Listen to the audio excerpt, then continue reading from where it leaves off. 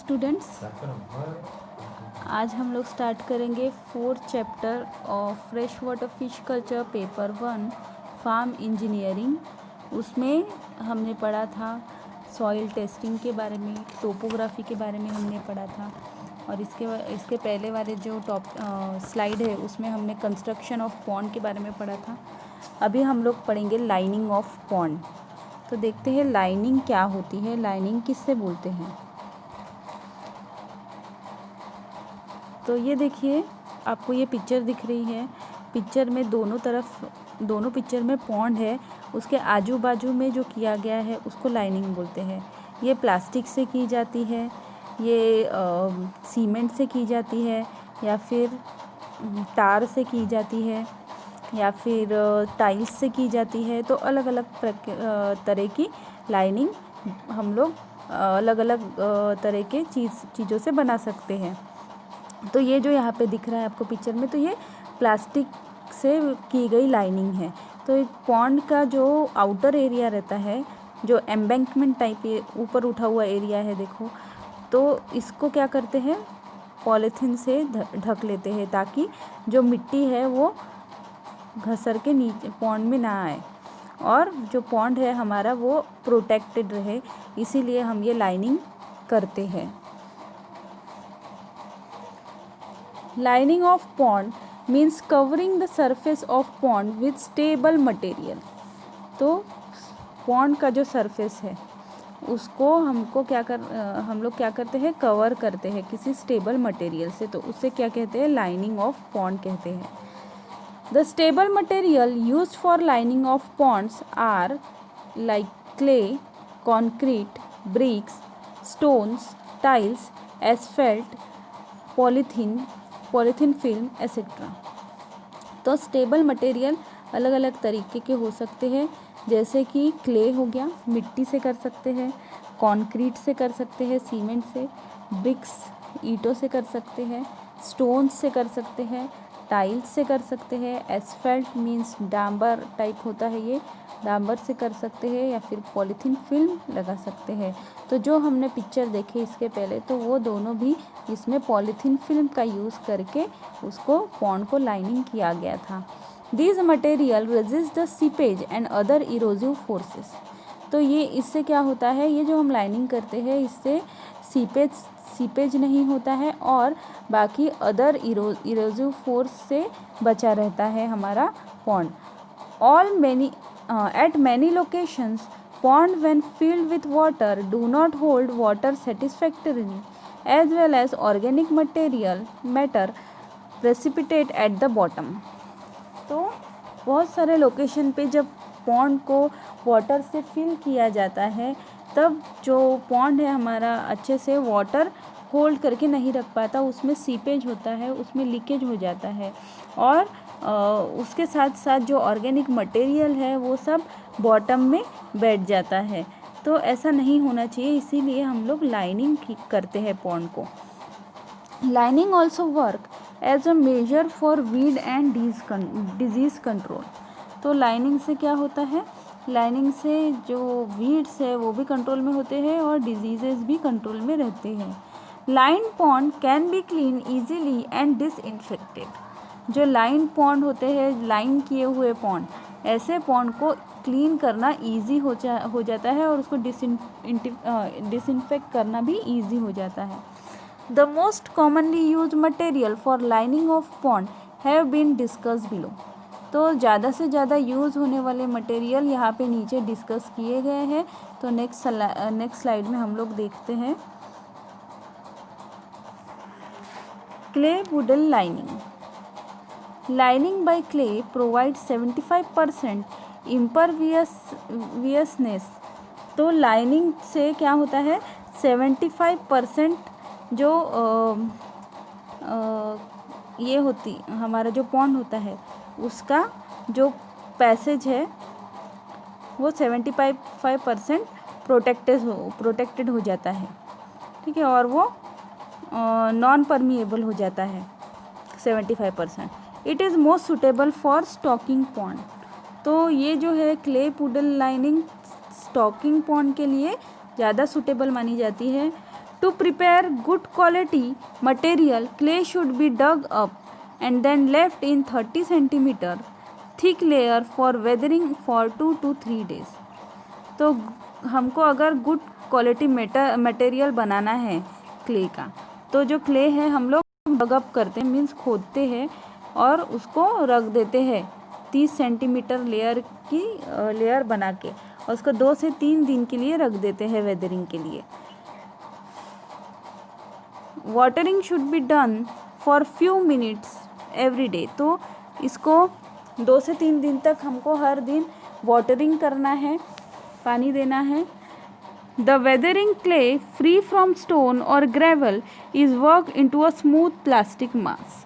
तो इससे क्या होगा, जो हमारा वेदरिंग क्ले है, वेदर्ड क्ले है, वो स्टोन और ग्रेवल से फ्री हो जाएगा. स्टोन और ग्रेवल उसमें से निकल जाएंगे और एक स्मूथ प्लास्टिक मास हमको मिलेगा. तो स्मूथ क्ले हमको मिलेगी उससे. Well prepared clay should be spread in 10 to 15 centimetre thick layer over the pond bottom. तो ये जो क्ले होती है उसे हमने पॉन्ड के बॉटम में स्प्रेड करना है और उसकी थिकनेस होनी चाहिए 10 to 15 सेंटीमीटर लेयर. क्ले पडल layer should be covered with 20 centimeter thick layer of silt at bottom. तो जो बॉटम में हमने क्ले डाली है उसको फिर हमने और 20 सेंटीमीटर थिक लेयर सिल्ट की डालना है, ठीक है, जो कि सैंडी होती है थोड़ी. This lining reduce the seepage by about 80%. तो इस तरह की जब हम लाइनिंग करते हैं तो वो सीपेज से सीपेज हमारा रिड्यूस हो जाता है अबाउट 80%. उसके बाद है soil cement lining. Addition of cement to soil makes it stronger and more durable than untreated soil. तो जब हम सॉइल में सीमेंट की ऐड करते हैं तो वो और ज़्यादा स्ट्रॉन्गर और ड्यूरेबल हो जाता है than untreated soil. Cement increases strength of the soil. Cement डालने से सॉइल की स्ट्रेंथ बढ़ती है. Percent of cement required in is varies with soil type. तो सॉइल के ऊपर डिपेंड है कि कितना परसेंटेज हमको सीमेंट उसमें मिक्स करना है. More cement is required if clay content of soil is high.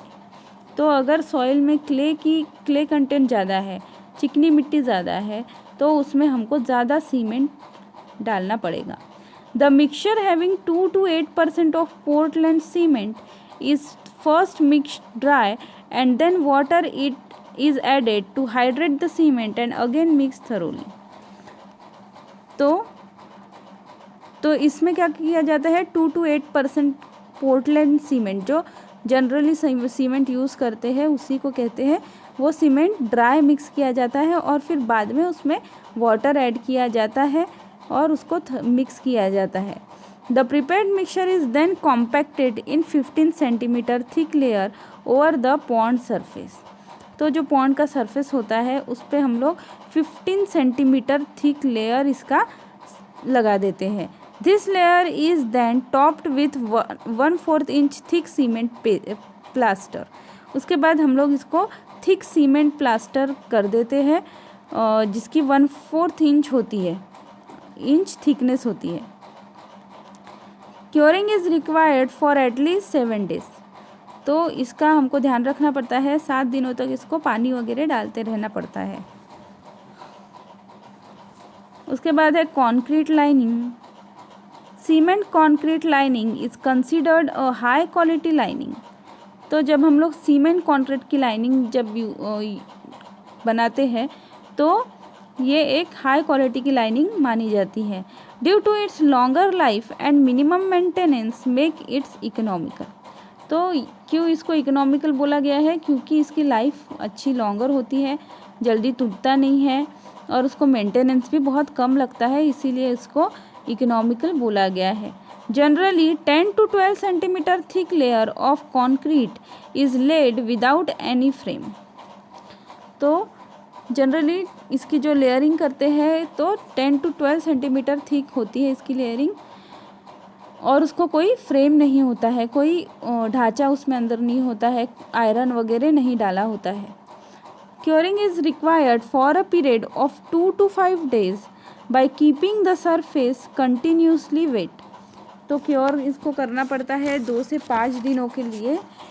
उसको जो उसका सरफेस होता है, वो जो सीमेंट का सरफेस होता है, उसको कंटिन्यूसली हमको पानी देते रहना है, वेट रखना है, जिससे वो पक्का बन सके। उसके बाद है bricks and tiles lining. As per specification bricks and tiles can be laid in single or double layer in mortar. Mortar को cement of lime and sand बोला गया है। तो ब्रिक्स और टाइल्स हम लोग लगाते हैं तो जनरली सिंगल लेयर या फिर डबल लेयर में लगाते हैं, और उसको बीच में लगाते हैं सीमेंट ऑफ लाइम और सैंड, सीमेंट और सैंड का mixture. Specially skilled labor is not required. Ordinary mason can lay the brick and tiles. तो स्किल्ड लेबर इसके लिए ज़रूरी नहीं है, ये कोई भी और आम इंसान ये कर सकता है। तो बस सीमेंट को लगा के ब्रिक्स लगाना पड़ता है यहाँ पे। It require low cost in comparison with concrete lining. तो इसको कम खर्चा लगता है as compare to concrete lining. No expansion joints are required. Expansion joints means blank space जो रखते हैं हम लोग 2 टाइल्स के बीच में या फिर 2 ब्रिक्स के बीच में, तो ये यहाँ पे ज़रूरी नहीं है। Easy to repairing and maintenance, इसको रिपेयर करना और मेंटेनेंस इसका बहुत ईजी है। अभी है पॉलीथीन फिल्म लाइनिंग। तो इस तरीके से करते हैं, देखो पॉलीथीन फिल्म लाइनिंग। तो ये पूरा पॉलीथीन यहाँ पे बिछा दिया, फिर उसमें पानी भर दिया। अ black coloured low density polythene film is use for lining of pond. तो लाइनिंग ऑफ पॉन्ड जब हम पॉलीथीन से करते हैं तब ब्लैक कलर्ड की लो डेंसिटी वाली पॉलीथीन फिल्म का यूज़ होता है। It is required to reduce seepage loss and for longer life of pond. तो ये इससे क्या होता है, सीपेज जो होता है वो बहुत कम हो जाता है और पॉन्ड की लाइफ भी बढ़ जाती है। इन view of ample cost advantage and speedy construction it is beneficial. तो अगर सफिशिएंट अमाउंट में हमारे पास पैसा है तो फिर ये हम लोग पॉलीथीन लाइनिंग कर सकते हैं, और जब हमको स्पीडी कंस्ट्रक्शन करना है तब ये बेनिफिशियल साबित होता है। About 100 micron thick polythene film is preferred for lining of pond. तो जब हम लोग पॉलीथीन से लाइनिंग करते हैं पॉन्ड की, तो जो थिकनेस है हमारे पॉलीथीन का वो कितना होना चाहिए, अबाउट 100 माइक्रोन्स। उसके बाद है एस्फेल्ट लाइनिंग। एस्फेल्ट मीन्स ब्यूटुमेन। जो ब्यूटुमेन होता है ब्लैक कलर का होता है, और या तो फिर उसको सीधे सीधे हम लोग डांबर बोल सकते हैं। तो asphalt is a dark coloured substance like tar. डांबर की तरह होता है, तो डार्क कलर सब्सटेंस होता है, स्टिकी होता है। A carefully controlled mixture of asphalt and graded stones place under high temperature for the lining of ponds. तो जो एस्फेल्ट होता है वो ग्रेडेड स्टोन, जो बारीक गिट्टी होती है, स्टोन होते हैं, उसको हाई टेम्परेचर पे गरम किया जाता है अच्छे से, तो तब ये बनता है asphalt. But this process is under the state of evolution. तो ये जब डेवलपिंग स्टेज होती है तब ये हम लोग करते हैं। In other practice tar is use. तो ज़्यादातर हम लोग टार का यूज़ करते हैं, डायरेक्ट डाबर का यूज़ करते हैं। At first tar is heated and laid a layer of 2 centimetre thick by sprinkling. तो सबसे पहले हम टार को हीट करते हैं और उसको स्प्रिंकल करते हुए उसकी 2 सेंटीमीटर थिक लेयर बनाते हैं। It penetrate through a depth of 10 mm in soil. तो ये जो टार है वो हमारे सॉइल में 10 mm तक के पेनिट्रेट करता है। The roller is use to make the soil surface saturated with the material. तो ये जो सॉइल सरफेस को सैचुरेट करने के लिए हम लोग रोलर का यूज़ करते हैं, ताकि वो जो टार है वो अच्छी तरीके से सॉइल में दब जाए। The asphalt lining is covered by 5 centimetre thick layer of earth before fill the pond with water. तो जब ये हम लोग एसफेल्ट की लाइनिंग करते हैं तो उससे जब हम लोग कवर कर लेते हैं तो 15 centimetre thick layer of earth means हमको उस वहाँ पे सॉइल डालनी है, 15 सेंटीमीटर मिट्टी डालनी है। तो बिफोर फिलिंग द पॉन्ड, तो ये कब करना है हमको, जब हम लोग पॉन्ड को फिल करने वाले होते हैं उसके पहले करना है। अभी देखो, filling of newly constructed ponds with water. अभी पॉन्ड बन गया पूरी तरीके से, अभी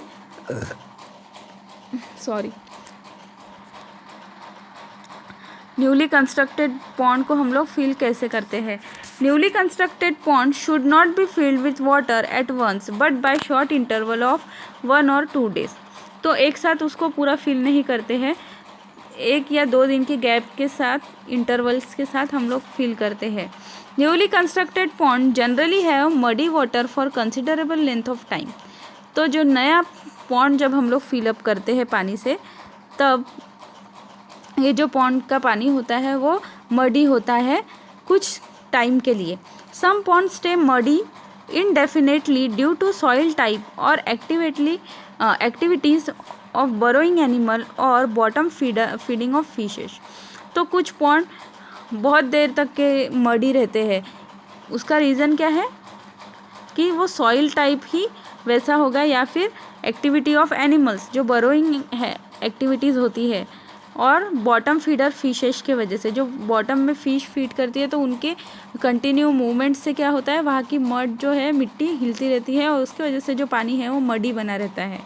clay particles of certain soil remains in suspension इंडेफिनिटली। तो ऐसे पानी में जो सॉइल के मटेरियल रहते हैं वो पानी में सस्पेंड करते रहते हैं, इसीलिए वो पानी मडी दिखता है। To clear such water agricultural gypsum that is hydrated calcium phosphate should be use. तो इस ऐसे पानी में जब हम लोग एग्रीकल्चरल जिप्सम डालते हैं, जिसको हम लोग हाइड्रेटेड कैल्शियम फॉस्फेट भी बोलते हैं, तब ये पानी को साफ़ करने के लिए यूज़ होता है। It has no undesirable effect either on fish life or water. तो इसका कोई भी गलत इफ़ेक्ट नहीं होता है हमारे फिश पे और हमारे पानी पे। It should be applied at the rate of 192 kg per 1000 metre square. तो इसका यूज़ कैसे किया जाता है, 192 kg per 1000 metre cube of water volume by scattering over entire surface. तो सरफेस पे इसको स्कैटर किया जाता है। Agricultural gypsum causes clay particles to come together and then settle at the bottom leaving the water clean. तो agricultural gypsum के वजह से क्या होता है, तो जो क्ले पार्टिकल होते हैं वो एक साथ आते हैं और वो बॉटम में सेटल हो जाते हैं, जिसके वजह से जो पानी है हमारा पॉन्ड वाटर है वो क्लीन हो जाता है, क्लियर हो जाता है। तो ये है lining of pond. Thank you students.